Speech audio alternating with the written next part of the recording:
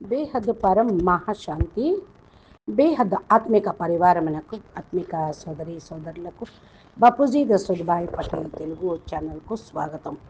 ఈరోజు బేహద్ మా అంతిమ సమయము, అంతిమ పురుషార్థంలో మీరు ఇప్పుడు బాపు యొక్క ప్రత్యక్షత అవ్వటం తోటే పరివర్తన అనేది అవుతుంది అని చెప్తూ ఉన్నారు. బేహద్ విశ్వ సేవాదారి, బేహద్ కళ్యాణకారి, స్వపరివర్తనతోటి విశ్వ పరివర్తన చేసేటువంటి ఆత్మలకి తనువు, మనసు, ధనము అన్నీ కూడా ఈశ్వరీయ కార్యక్రమంలో ఉపయోగించేటువంటి ఆత్మలకి, విశేషమైన సేవాదారి పిల్లలకి, సేవాదారి మా యొక్క హృదయపూర్వకమైన ప్రియస్మృతులు మరియు నమస్తే. మా అంటున్నారు, చూడండి పిల్లలు, ఒక విషయం నేను చెప్పదలుచుకున్నాను. సమయం లెక్క అనుసారంగా వాణిల్లో కూడా ముందే చెప్పడం జరిగింది.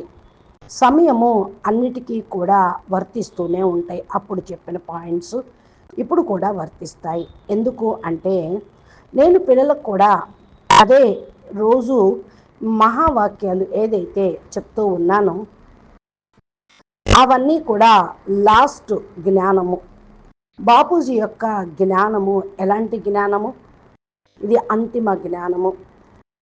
అంతిమంగా జ్ఞానం బాంబు అన్నమాట. ఏదైతే బాంబు పేలటంతో విస్ఫోటం జరుగుతుందో అదేవిధంగా జ్ఞాన బాంబు పేలటంతో, చెప్పటంతో, వ్యాపింప చేయటంతో అందరిలో కూడా పరివర్తన అనేది వస్తూ ఉంటుంది.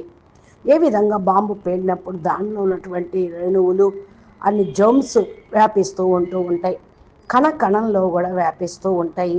బాపూజీ జ్ఞానం కూడా అలా వ్యాపింప చేసినప్పుడు పరమాత్మ జ్ఞాన బాంబు మరి ఎంత రిజల్ట్ని ఇస్తుందో ఆలోచించండి.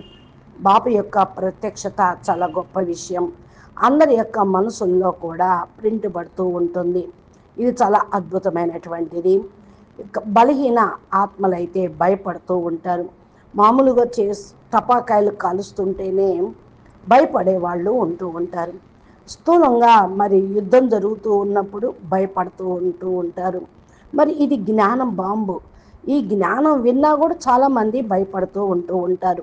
వామో, ఈ జ్ఞానం తీసుకొచ్చారు వీళ్ళు, ఇల్లు వాకిలు వదిలేసేసి సన్యాసులుగా పుచ్చుకునే విధంగా చేస్తారేమో, ఇంకో రకంగా మార్చేస్తారేమో, ఇంకో వైపు తీసుకెళ్ళిపోతారేమో అని ఇలా బలహీన ఆత్మలకి చాలా భయం అనేది మనసులో ఉంటుంది.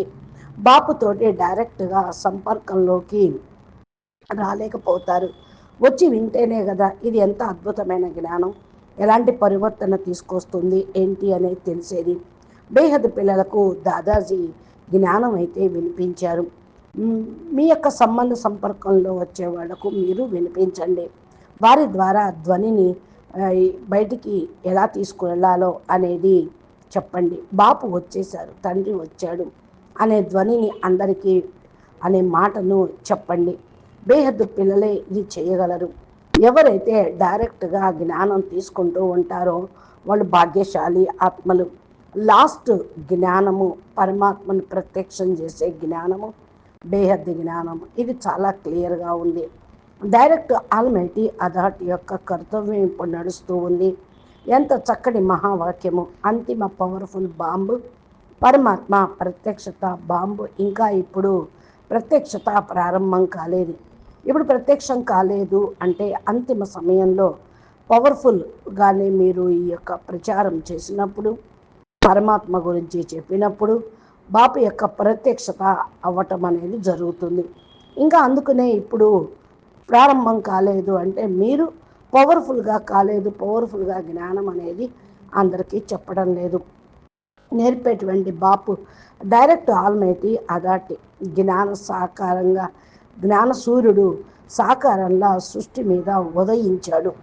సాకార సృష్టి పైన జ్ఞాన సూర్యుడు ఉదయించటం అనే విషయం అందరూ అర్థం చేసుకోవటంలా గుప్తంగా ఉన్నది.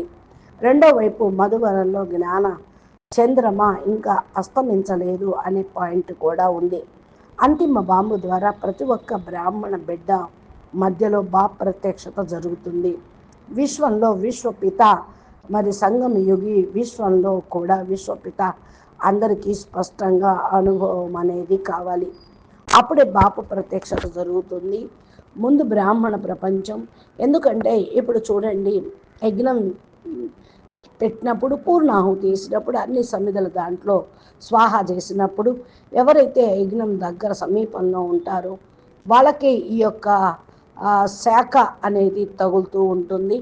కాబట్టి ఇప్పుడు బేహద్ పిల్లలు బ్రాహ్మణ ప్రపంచం అనగా బీకే పీబీకే మధ్య బాపు ఈయన తండ్రి almighty authority great great grand father మరి విశ్వపిత అనేది ప్రత్యక్షం చేసినప్పుడే మరి బాపు మరి పరివర్తన ప్రాసెస్ స్టార్ట్ అవుతుంది అని చెప్తూ ఉన్నారు.